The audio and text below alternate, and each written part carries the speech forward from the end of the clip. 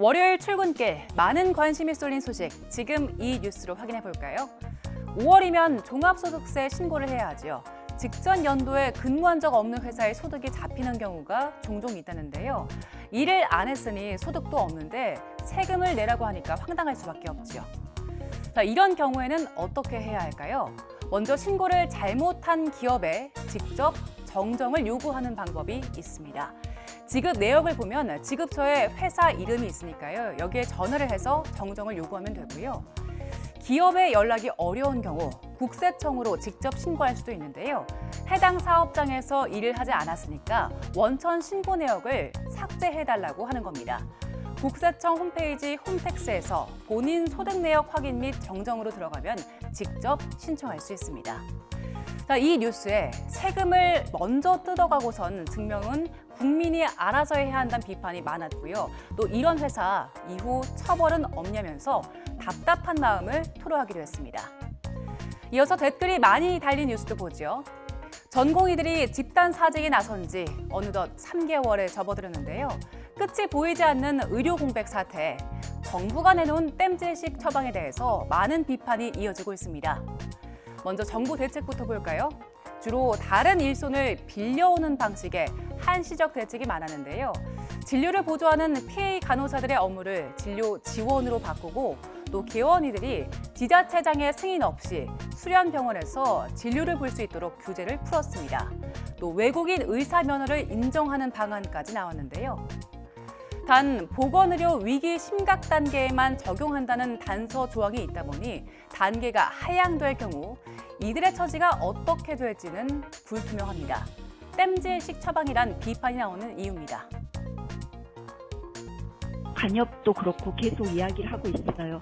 한시적 시범 사업이다. 이게 끝났을 때 끝나고 나면 다시 이대로 위태위태해지게 되는 거는 안 된다. 의료의 근본적인 문제점을 해결할 생각을 해야지 감정적인 발표라고 저는 생각이 돼요. 실효성이 있냐 없냐를 판단하고 발표가 돼야 되지 않겠습니까?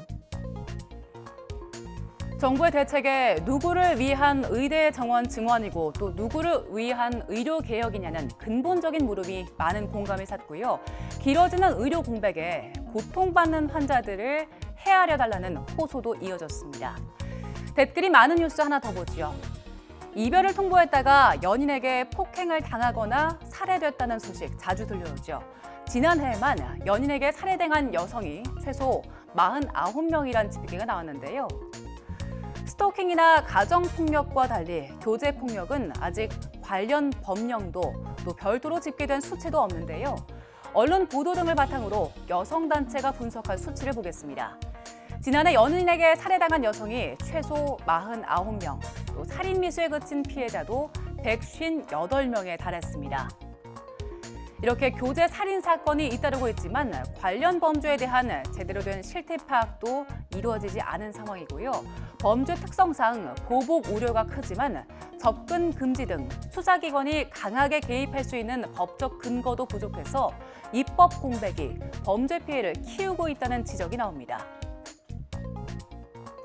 수사기관이 가해자 유치를 계속 주시하고 있어서 가해자가 함부로 재범하지 못하게 이런 식의 물리력을 만들어주는 게 필요한 단계인 거죠.